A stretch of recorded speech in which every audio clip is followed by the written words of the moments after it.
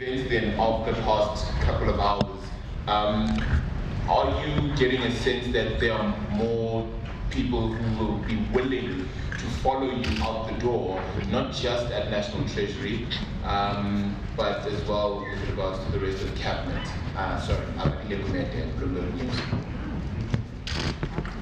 Ranjani Mutsami from Daily Maverick. Minister and Deputy Minister, I think you saw in your positions, I told somebody else I saw it, so I'll address you in that way. You know very well what's at stake. You know what your ambit of responsibilities are as Minister and Deputy Minister. What is the urgency for removing you? What is the reason for your removal? What is this grab about? What do South Africans need to look for as that's going to unfold in the next coming days and weeks as the grab of the National Treasury takes hold? Thank you.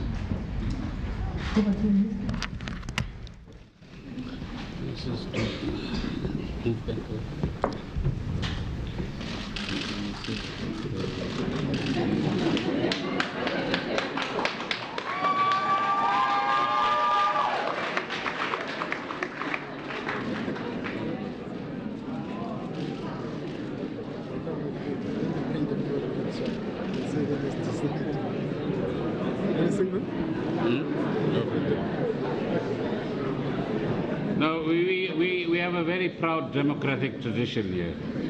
So we don't mind consulting with each other in your presence. But don't misread it, eh? Can I just say the following, because I think many of the questions seem to be driving to a particular point. I can see. If you look at the events in South Africa in the last couple of years, should I say, I think there are certain patterns that you have seen, events that point to particular interests being protected, being consolidated, being deepened.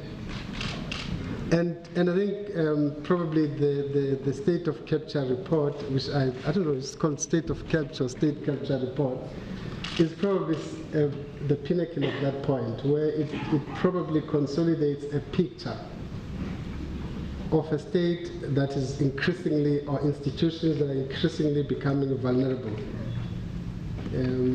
Institutions that are increasingly being centers for attack, in many instances to be blunt, for looting, actually. So that's a reality that we have. You don't need to be a genius to see the trend in the country.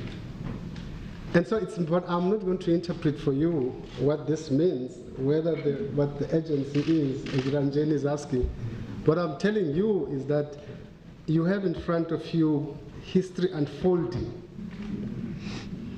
And at the center of that history that is unfolding is a democracy in a sense, and a democracy in a sense, and economy in a sense, being undermined by all sorts of things. And some of those are actually diversion of state resources to serve particular interests. Now, the story of our state-owned enterprises is a known story. So you just need to read public documents called annual reports. You also need to read a couple of other statements that show you. So I think South Africans need to, you have the responsibility, I keep on making the point of connecting these dots to say, what is the political moment in the country?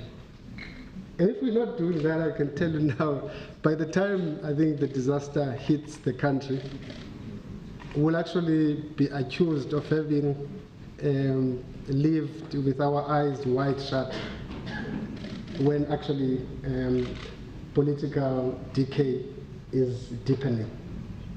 I'm not answering the question, but I'm saying that's the context, by the way. And some of the questions you're asking about, what is it, agency and so on and so on, I would say find the answer within the context I'm painting. And I can be more frank than on these issues, but I think we have a challenge. It's a national challenge. And it's not about Pravin Gordhan, it's not about Jonas, it's not about some of the people that, clearly there is something that as a country we need to be worried about. And I'm not going, I think that if you really go back to the state of capture report and a whole range of other documents and the Denton report, the whole range of these reports circulating. What picture are they painting? What are they saying about where we're going? I'm not going to tell you what, but I think that gives you a context to understand some of the questions you're raising about agency. The report is nonsensical. I mean, to be frank. I mean, whether you read it from whatever angle you read it, even if you consider language of it, by the way, it's like it's written by amateurs. Even if you consider the logic of it, it's fundamentally so flawed. South Africa is an open economy. So how do you not mobilize investors outside of the country to ensure that they invest in the economy? An open economy, how can it be killed by two individuals, by the way, if you say you are destroying individuals? I would say you read also the text. There are families that are mentioned in the report, which Treasury seeks to undermine. Since when have families become, I mean, families are important, but it seems that increasingly we have those that are becoming a national agenda. So I'm saying that's the reading that you must make, not us. Bottom line is that we don't want to spoil your reading pleasure. But let me reinforce the point the Deputy Minister is making, and that is that connect the dots. Don't look at individual dots. And even if the state of capture report is 1/3 true, that should be concerning us. You don't have to prove every single thing. Why is Denel going to court against the Treasury? Why is Denel insistent upon VR laser and Denel Asia and so on? In what circumstance do you get the chairperson of the board of an SOC attacking a minister of government publicly? Why is that chairperson allowed to continue to do so? Why isn't that person called to account in a democratic, open South Africa and told to behave? They are heads of other institutions, one in particular that you will be familiar with that I might be referring to, right? No other head of institution talks about or to the political head that he is responsible to in the manner that he does, and get away with it. So, why undermine legitimate authority is a question that all South Africans should ask themselves. And we're not raising this because it's a parochial issue. As my good comrade here has pointed out, these are serious national issues. And when, if you don't mind me saying so with great respect, when the media only chases sound bites and doesn't paint a complete picture, right, and doesn't represent the facts in sufficient detail so that ordinary South Africans are empowered with both the facts and sufficiently rounded knowledge, which enables them to ask the question, are these guys representing our interests? Or are they doing their own thing? A democracy can only work if citizens are informed. A democracy can only work if those citizens get the opportunity to question us and ask us to explain ourselves, not get away with all the things that we want to get away with.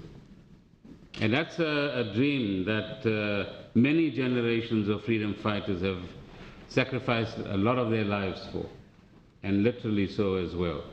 So coming to the first question, Barry, and I must commend you, it was morning by the way when you were speaking, commend you on the accuracy of some of your reporting.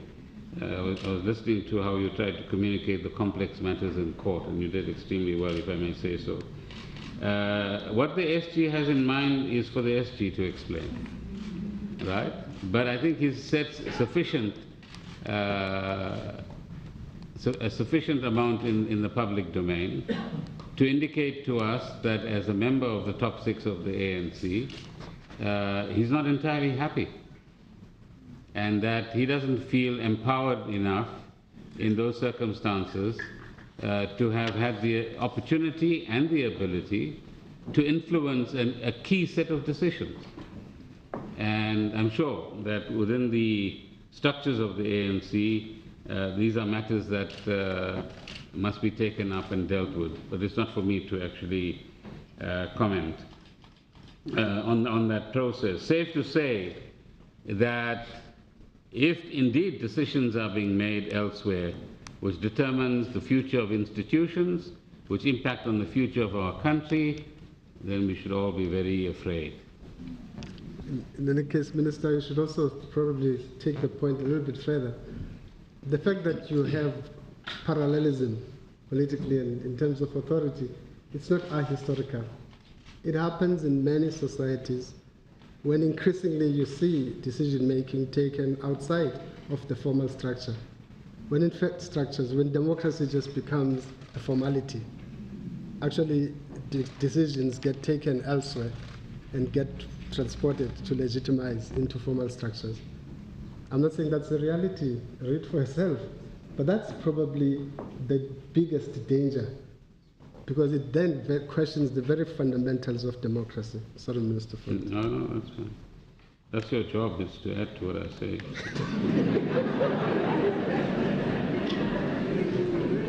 I'm sure you see why we should celebrate our fire.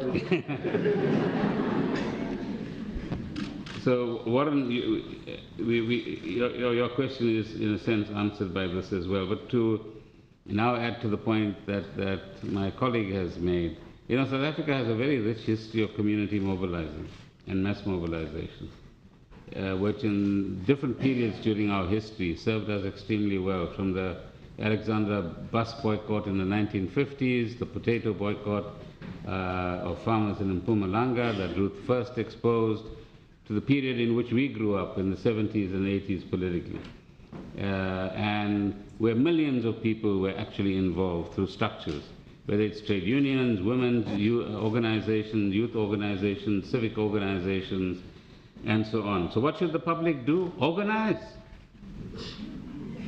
Organize.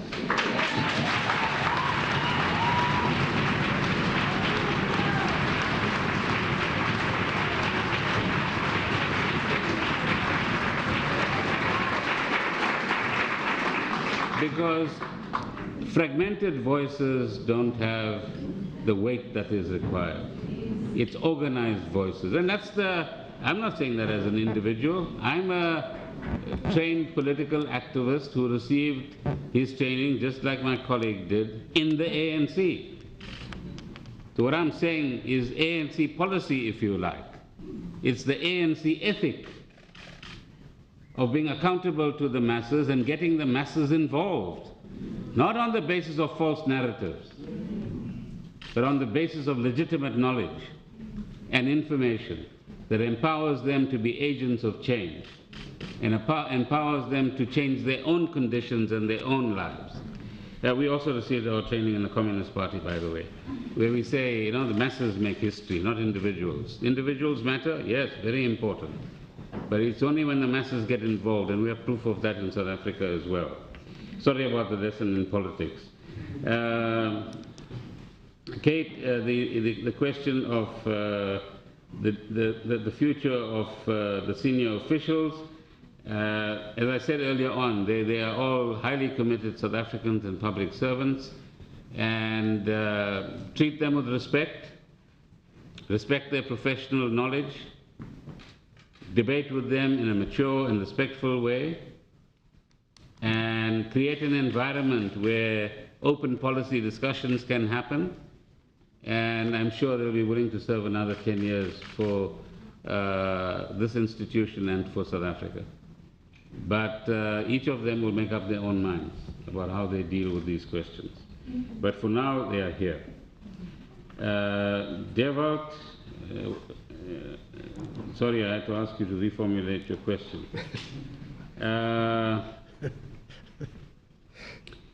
We visited the SG because upon landing we were intrigued by this recall from London, and we thought we could make an important contribution, as I outlined earlier on. So between the Director General and myself, we said, hey, let's phone the SG, find out what's going on. So we were not confronted with anything, just for the record. We had a 20-minute conversation, reported to him about our trip and what we were attempting to do, and also reassured him that Mr. Jonas is in South Africa, much to his surprise. And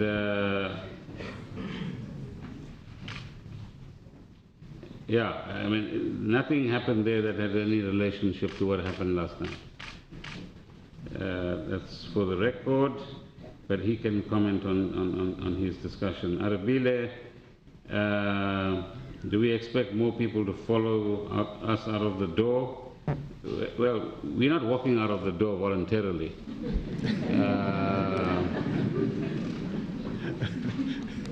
And that's a decision that each person must make in their own right, depending on how they feel about the current environment. And Ranjani, your question was, I think, answered more than adequately a moment ago. So the next 5. 1, 2, 3, 4. 1, 2, 3, 4, 5, 6, 7, 8, 9, 10. That's it. Last. Go ahead, man. Can you go get closer to the mic? There's one here if you want to use it. We're just testing how flexible you are, you see, and how agile you are. Okay. It's Catherine from the Times newspaper and website. Just a blunt question. Is the Public Investment Corporation funds, the trillions of ordinary South Africans' retirement funds, are they safe now? Because the Deputy Finance Minister has the last say of the PRC, and is it going to be okay now? Volta Caroso from TVC News, Minister and Deputy Minister.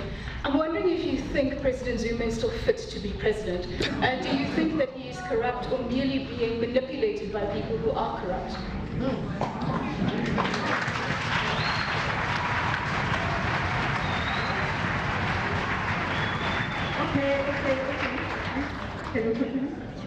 Good morning, Minister. It's Anton May from Pretoria. And I want to add to that question.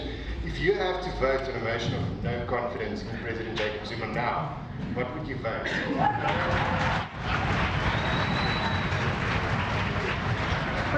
Colleagues, can we allow the press conference to proceed, please? And then following your participation in the meetings with the ratings agencies, do you think that your hard work has been undone following your removal?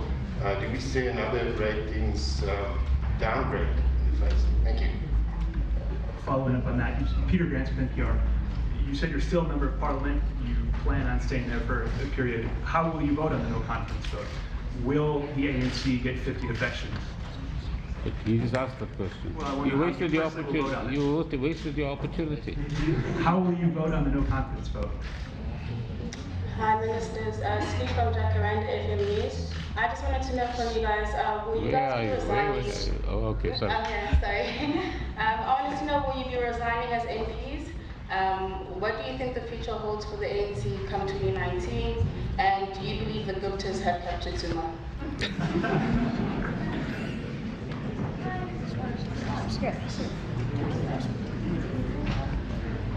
afternoon, Ministers. Just adding on to one of those questions. So as you know, the Moody's ratings next week, and a lot of financial heavyweights like Fitch and Anglo-American and PineBridge all said that your axing would be very devastating to South Africa. So what would you think the next step is to try and get us out of the dog box of the investment community? Good day, Minister. Several speakers here from the Sunday Times. You spoke about court cases earlier, Minister. I just want to revisit one of those court cases.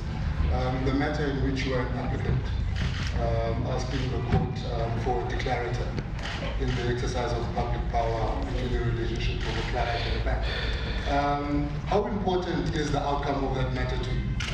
Now that what has happened yesterday, is it still as important as it was when you were minister? And then DM, perhaps flowing from your reaction to this intelligence report, Intelligent or intelligence? Intelligence. And all of these other sort of attacks that have taken place against the Treasury. Do you believe that there's a family in South Africa and there's a national keeper?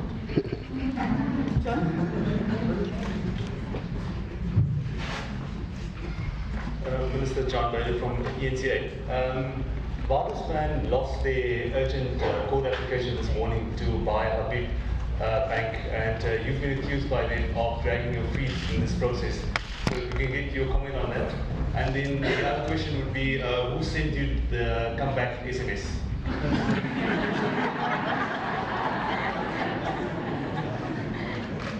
It's Mary Mesa with Finweek. A lot of the people I know today are really in despair. Do you really think that it's possible to halt or reverse the trend that we've seen over the past 2 years, which I think has already been communicated and voiced by much of the media?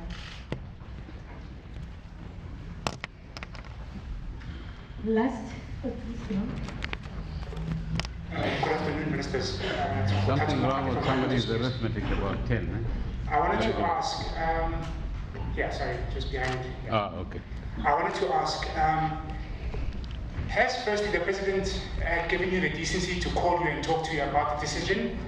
And second of all, what has your relationship been with the President since you've come into the position of Finance Minister? Do you communicate with him, and have you interacted with him on a regular basis regarding all the trips that you do and how your department is run? Thank you. okay, over to the Minister. Is ANN 7 here? So we're going to give them a special slot for a question. Because they have a lot to say with so-called independent analysts. So, and they have a lot to say when they want to attack us and malign us and try to disgrace us. So where's ANN 7?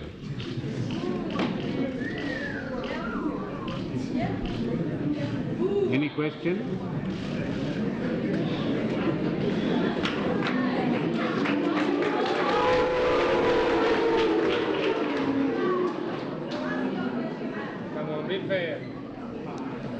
No, this is very fair.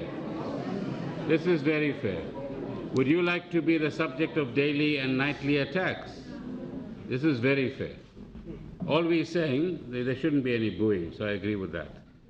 All I'm saying is that, you see, why must we constantly deal with people who are never seen in the public domain? Never. But they mastermind all these attacks on family, make false accusations, pay somebody called Bell Pottinger. You know them? Yes. Eh? PR firms are hired, millions of rands are spent. To do what? To do what? To malign democratic institutions of South Africa. But why don't they come out face to face? Let's have a debate face to face.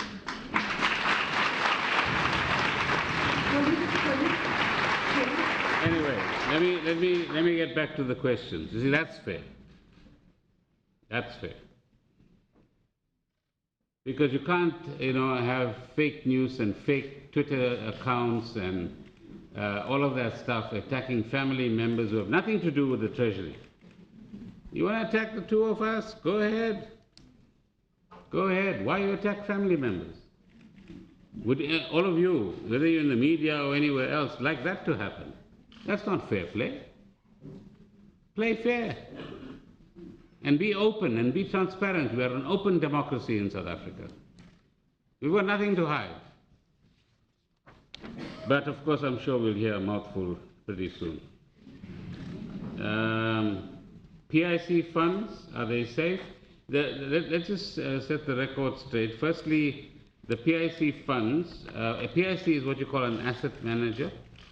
It invests funds on behalf of the Government Employees Pension Fund. The Government Employees Pension Fund has a board, that's 50% employees and 50%, let's call it government appointed.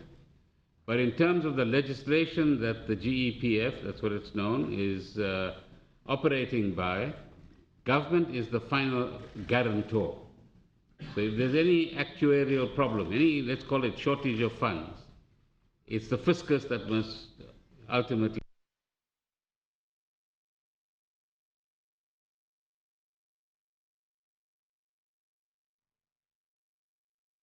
civil servants and others to know that as well.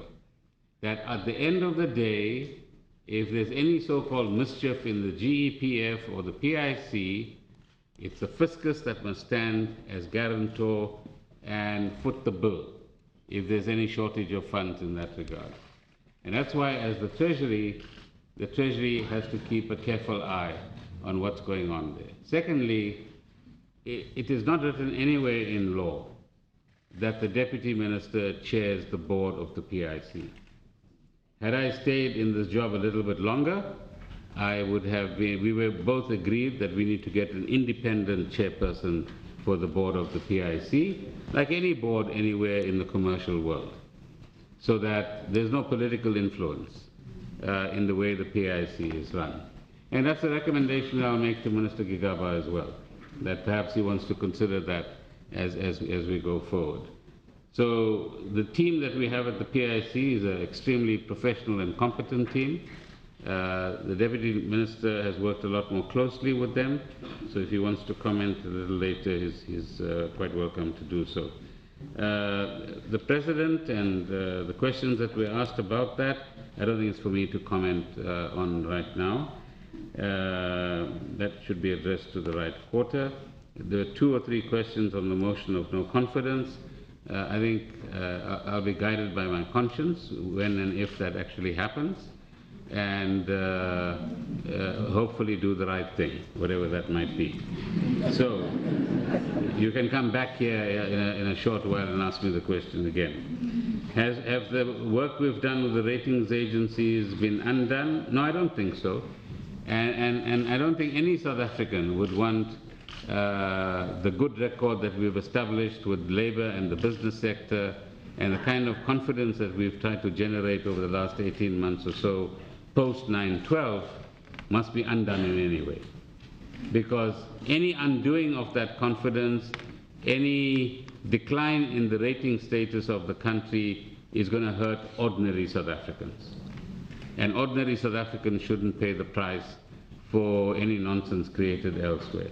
So all of us actually should work towards ensuring that the ratings remains within the investment grade side, so that all South Africans can be rest assured that the best is being done for them, and certainly the Treasury staff are very committed to that.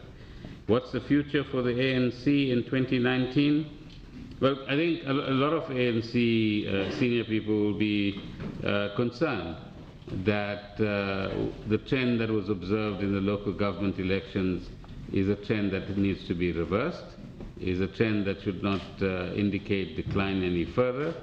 And because the ANC is still, I believe, an organization that has, by and large, the interests of all South Africans at heart and is based on very sound principles, it is the organization, if it can get its act right, that should continue to lead the democratic government that we have in South Africa. But it will, and there are many who say this, including many senior people, trust in a political party is earned. You don't have it by right. You do the right things, you earn the trust. If you do the wrong things, you lose trust. And certainly there are many who would want to make sure that the kind of trust that the ANC has had for a very long period of time, over 100 years, is something that we can regain in order that 2019 goes the ANC's way. But hard work needs to be done to actually achieve that. The Guptas and their influence on the President, again, that's for you to judge, it's not for us to comment. in the kind of wider context that the Deputy Minister was actually indicating. And I mean, if there are any questions about the President, please direct them to the Presidency, because that's the best place to have them answered. Moody's next week, and out of the dog box. I don't think we're quite in the dog box. I think there are a lot of good things that are happening in South Africa. The Rand until yesterday was still the best performing currency amongst emerging markets. The growth dynamic in emerging markets is very positive. There are sort of green shoots that can be seen in the global economy. And that was a conversation when we attended the G20 meeting recently. But it's up to us as South Africans and the different constituencies that we're trying to bring together to inspire confidence in our economy, firstly. Secondly, demonstrate that we're capable of bringing about some of the reforms, for example, good governance in SOCs. And thirdly, convince people that the so-called political noise in South Africa is normal political noise in any society, and the kind of political competition that we're going to see within the ANC is competition that you see in any political party as well. But we must be able to tell the story in a convincing way, so people believe that we are heading in the right direction and that the trajectory that we are pursuing is correct. I believe we have a very strong case to remain investment grade unless we shoot ourselves in the foot, and I hope that we don't. Sabelo had asked a question of the Deputy Minister, so he'll come back to that in a moment. How important is the Oak Bay court case? I think it's important to have, on issues like the ones that the court was considering, clarity, so that we have a firm policy basis, in this case decided by a court of law, so that we don't have any haggling like this for the future. I'm very fortunate now I don't have to worry about whether a bank is interfering or not, and we'll see what happens as far as the judgment is concerned, but that clarity I think is quite crucial. Dragging of feet in respect of Habib. Well, what I want to do is take you for a walk and show you I don't drag my feet. Okay, I might even beat you when walking. So, there's no dragging of feet, but there are processes to be followed. Banks are important institutions, and sometimes we forget the simple facts of life about a bank. A bank collects deposits from customers, and it lends out that money that it collects in the form of deposits. And when you want to go and get your cash from a bank that you've actually deposited, the bank must be able to give you back that cash. At the same time, the shareholders of the bank will want to make sure that it makes a certain amount of legitimate profit. So there's three things here. It's the person that you lend money to who must have the ability to pay back. It's the shareholder who must be able to extract a percentage of profit. And it's the depositor who must get a certain amount of interest on the one hand, but also have the assurance that the money is going to be repaid if and when that money is actually required.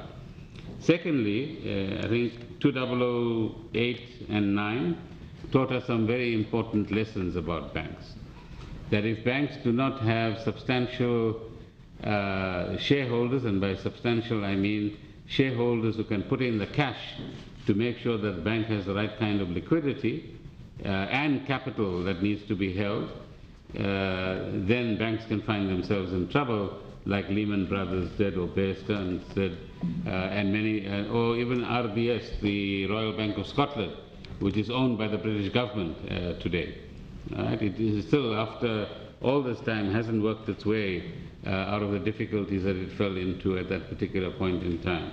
So the banking regulator has to ensure that these questions are answered, and they're answered with the appropriate level of information, and that there's a level of comfort with the answers and the proof that is actually provided. Now, the banking regulator has reached a certain point in their decision-making process, and my successor will then have to apply his mind to this issue when he enters the doors of this place. The comeback SMS,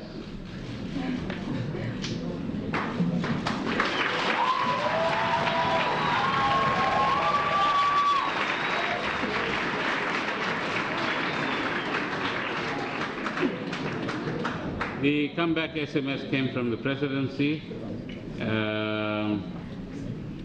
Despair and can be reversed.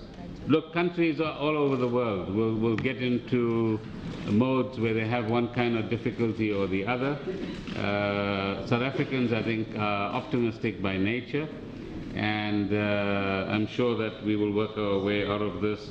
The key is let's work together to make South Africa a better place for all of us. The relationship between don't get distracted, because this is the last two statements we're going to make now and then close up. And thanks to the colleagues behind me for joining us. The relationship between ourselves and myself and the President, I know the President from 1974. That's when the President and about 10 others were released from Robben Island. And we were amongst the young activists who worked with the President at the time. And when he's got relaxed and has the time, he'll share with you the manner in which we helped him and many other ex-Robben Islanders, and helped him to leave the country as well in 1976. Secondly, we've had no tension between us, as far as I'm concerned. And as far as the matters related to the budget are concerned, there's always been very constructive engagements between himself, and not just myself, but the Treasury team broadly as well. So I hope to visit him soon and have a cup of tea and have a chat about the world and the various things that we might have a mutual interest in. Deputy Minister, there was that one question for you, and anything else you want to add? Sabelo, I think that read what's happening and answer yourself. I think the signs are all there. I mean, and again, I mean, we might want to avoid it. The reality is that we are at a crossroad as a country. That's the point I was making. And some of the issues that we are talking about are linked to that fact. I think I must thank you. Should I take that? Usurp that power. Yeah, please do. Ministers of Finance and two vulnerable. You know, coup d'etats are dangerous, but please go ahead. Thank you very much for participating in this press briefing. We thought it's important that we just explain some of the factors that were not clear in different media houses. Some of them were deliberately distorted. We thought it's important that we put across our views and positions on a number of issues that the Minister has outlined. Thank you very much for participating. Thank you.